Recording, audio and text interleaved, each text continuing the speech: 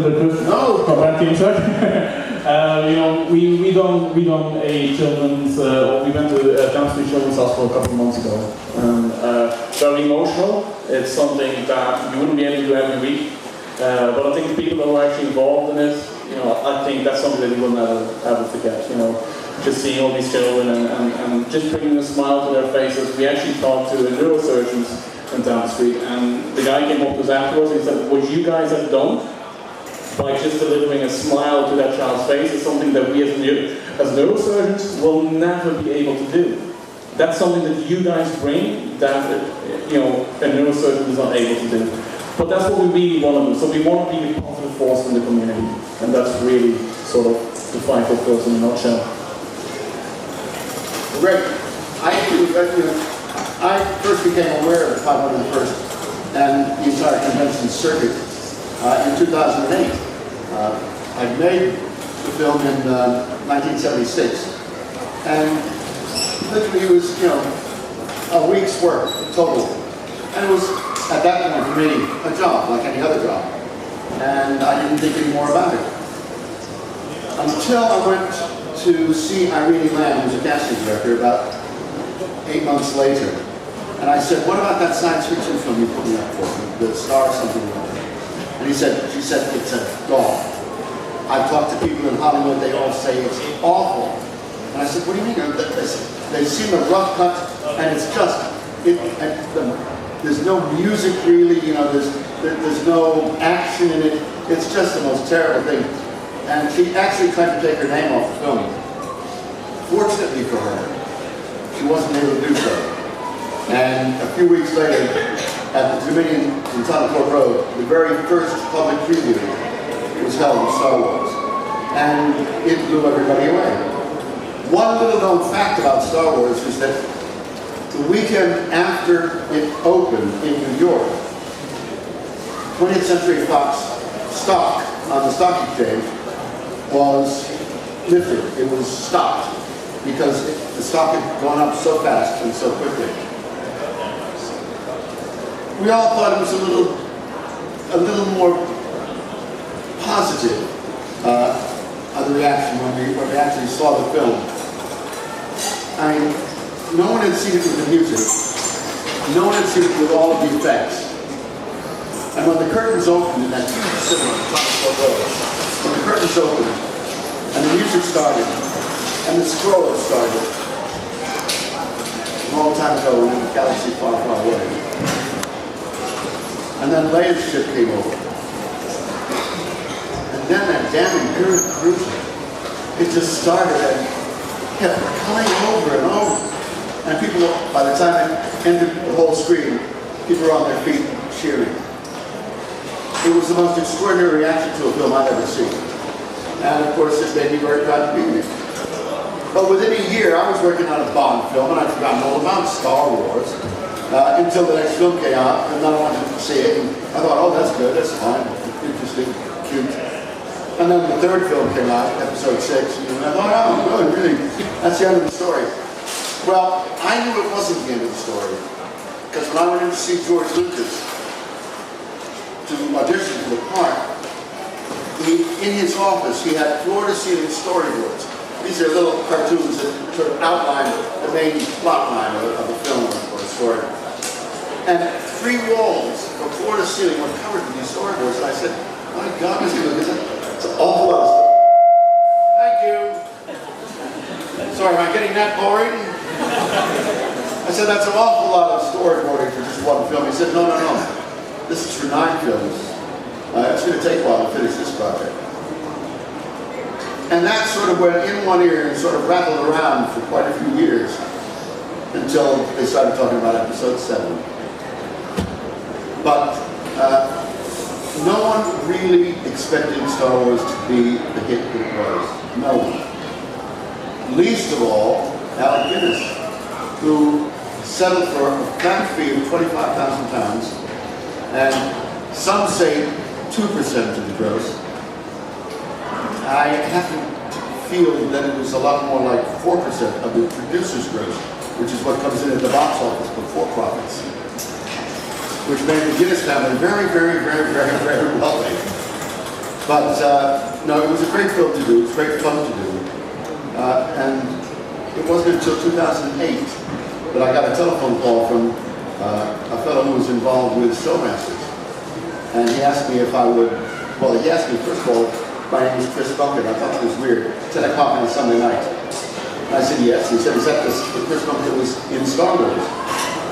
And I said, yes, very rarely now, thinking maybe this is a tax man. And he said, would you like to come to Coventry and sign a few autographs?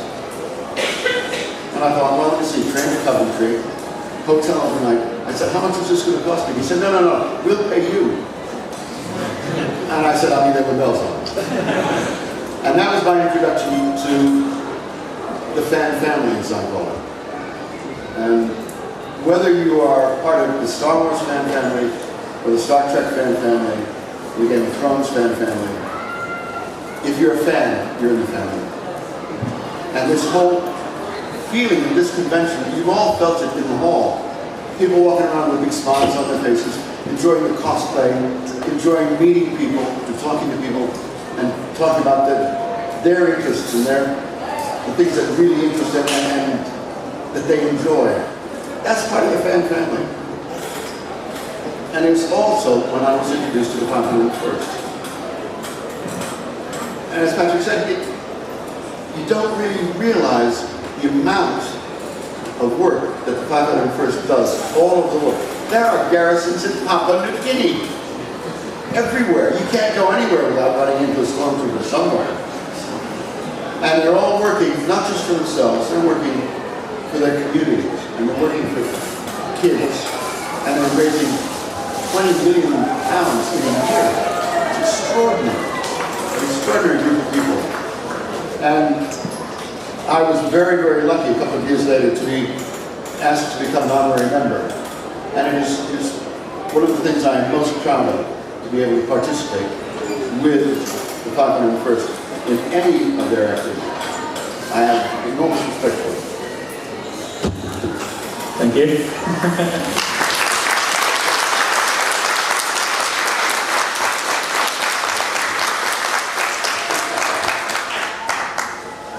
Okay, do we have any questions? Anyone? Where's that coming from? Oh, that's what I thought he was doing about moving his lips. Did you say you worked on a Bond film straight after Star Wars? Oh, you're the spy you're looking. The spy? Can you tell me absolutely everything about that experience, please? Well, it starts with... I love it so much. You want to go through the whole film? No. In total, I was on Star Wars for about a week, costume fitting and shooting. I was on the Bond film for 7 weeks, and I've never spent, up until that point, I've never spent so much time sitting in a dressing room and playing poker. At that time in the UK, there were about 35 or 40 North American actors and actresses who formed a really quite tight group. A lot of American films were being brought over to the UK at that time because the government was giving them huge tax breaks. The only caveat was that they had to cast a certain percentage of the roles over here. And that meant that for us American actors, or people who could do a reasonable American accent, it meant that we got big roles, but nice juicy little ones that kept the wolf from the door and the landlord happy. And the Bond film was one of those. We spent 7 weeks filming inside what was then the very first Bond stage. And if you can imagine the building that you came out of, maybe 3 times that size, with 3 full-size submarine mock-ups in it, and a control room. It was amazing. It was the most amazing thing I'd ever seen. And we had a great time. By that point, they'd been filming all over the world, and they were 18 weeks into the schedule. And this was the very last bit of the film that they had to do. There are aspects of the filming that I would love to be able to tell you, but I couldn't possibly, not in a mixed audience. But perhaps if you come to me later, I would tell you some stories. But leave it to say that Mr. Moore was having a lot of fun, especially with the Polaris missile. He had a line. He had a line when they're taking the missile apart. Supposedly, he has to take the detonator for the atomic detonator out of the center of the missile and avoid touching the impulse conductor circuit. Totally fabricated, but it sounded great to the writer. And he had a line that said, this ring houses the impulse conductor circuit. And he tried it 4 times, he couldn't get it out. And he finally said, oh, for God's sake, I'm not going to say that, Chris, you say it. So I did. And so I ended up saying, this ring houses the impulse conductor circuit, a line I have never forgotten. It was really great fun. Oh, interesting point. Those of you who like Star Wars probably remember the sand trooper that was mind forced that these aren't the droids you're looking for. That stormtrooper was played, the sand trooper was played by an actor named Anthony Forrest. And he also played my assistant when we took apart the missile. And the captain of the American submarine in that is a voice that most of the older people here might recognize because he played Scott Tracy, the voice of Scott Tracy in Thunderbird. So if you look carefully at American films that were filmed in Pinewood or Shepperton or Elstree in the 70s and 80s, look closely at the cast lists and you see the same names over and over and over again because we were all in them. Daryl and Saturn III and Spy Who Loved Me. It goes on and on and on. Anthony, by the way, is also an honorary member of What? Great guy. Oh yeah, Anthony, yes. Very great. Okay, anybody else? No? I've got a question for you though. Yeah. I've been thinking a lot lately about equality in cosplay.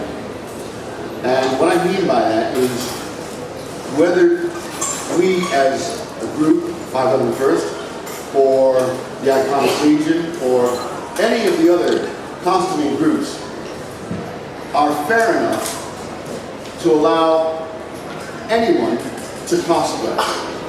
Now I think that if you have a club, it's fair enough to make rules for that club.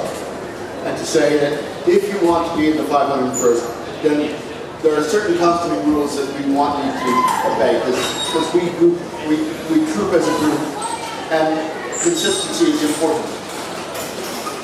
But does that mean that any group can say to an individual that what they're doing is not right or not good enough? That a guy can't cosplay as a girl's character, or a girl can't cosplay as a guy's character? I'd like to know what you guys think about equality in cosplay. You see loads of people in costumes. Yesterday there was a gentleman, absolutely brilliant guy. It was an unfortunate story, and it's really quite private, but he was cosplaying as Poison Ivy and doing a brilliant job, and people were loving it. And I've seen kids come in onesies with stormtroopers on them, onesies stormtroopers. And they feel as much a stormtrooper as any trooper in the 501st with a cannon suit of armor. But I'd like to know what you guys think about that. Obviously nothing. Well, anybody got any opinions on that? I mean, do you think it's fair for one costume group, or any costume group, to say, no, that costume's not right, you shouldn't be able to wear that? You think it's fair? None of us in here think that, no, obviously. You have Nobody any opinions. Why don't... Just in terms of gender bending, like, who's to say there aren't female stormtroopers or anything else? Okay, I don't know the expanded universe, but technically the expanded universe has been destroyed, so but who's to say there aren't female stormtroopers, or as the one behind is playing an officer or anything else, so screw a woman there. Or as I saw the Poison Ivy yesterday, kick-ass job, so why not? In terms of the more stringent rule into canon, like if you are going as a professional group, and we are going as a professional group, maybe, but if you're, and not diminishing the 501st, just saying, like, let's say I want to get together 4 or 5 lads. If I was 4 or 5 lads or ladies getting together in a group, I have no better right of saying this is right, this is wrong than anybody else does. So, you know, if I want to cosplay, great. Somebody else wants to cosplay, great. And if I've bought a $500 suit to be Doctor Who, awesome. Someone else has put one together, probably more awesome than it doesn't exist. That's it. That's my opinion.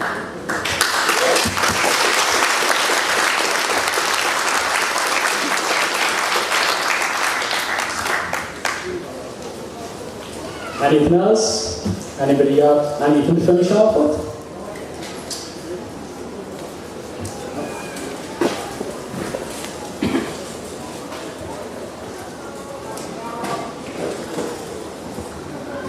Two of the people that I actually came to the con with this weekend have done a gender bender cosplay today. One of them came as a male Quicksilver, or a female Quicksilver, and the other one came as a male Catwoman. And well, they were fine here in the con. The episode getting from the hotel room to the con was a completely different experience. Like, there was guys asking if they had a bullwhip or did they need to get the Catholic product. So in the con, it's fine to do cosplay, but the wider community kind of tends to frown on it a bit.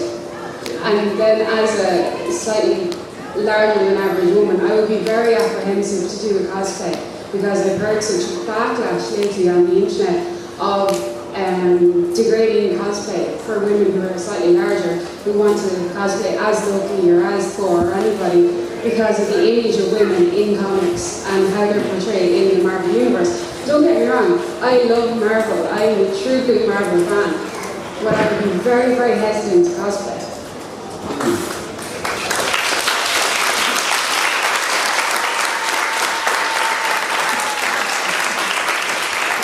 Thanks for that.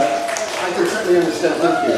I can certainly understand individual, as a person of some size myself, I can certainly understand individuals being reticent about criticism of their size or their sex or their age or any aspect of their physicality. However, I think it's grossly unfair to do that. There's a fellow in the States who will continually, and if you go to any of the celebrations in the States, you will no doubt meet him. He continually cosplays as Slave Leia. And he's a good deal larger than I have ever been or ever could be.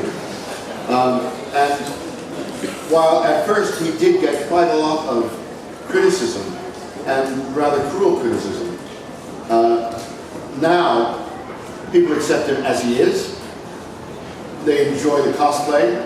They enjoy the contrast between his cosplay and the cosplay of the younger female Slave Leias that are there. And when they're all gathered around a model of Jabba, it's wonderful to see them. It's absolutely fabulous. I don't think anything should really limit people cosplaying. It is something which is unique to fandom as it is, and to our universal fan family. You asked me about Bond films. Has anyone here ever been to a Bond convention? Aside from me? Let me tell you, you have no idea what it's like walking into a Bond convention and having everyone say, Bond, James Bond, and speaking like that, most of the evening, and being deadly serious about it. Just about everything until Tiny, the gyrocopter, was unveiled. And the guys go mad over there. But anyway, it's a completely different feeling. And no cosplay, and it's nowhere near as much fun as we've had today. Absolutely, or yesterday. Nowhere near as much fun. I walked around today, and it's something that I don't often do because I've got mobility difficulties, but it's something that I absolutely delighted in yesterday and today. It's just watching the kids and the families and you guys with big smiles on your faces, enjoying each other and enjoying the show. Thanks. Thanks, sir.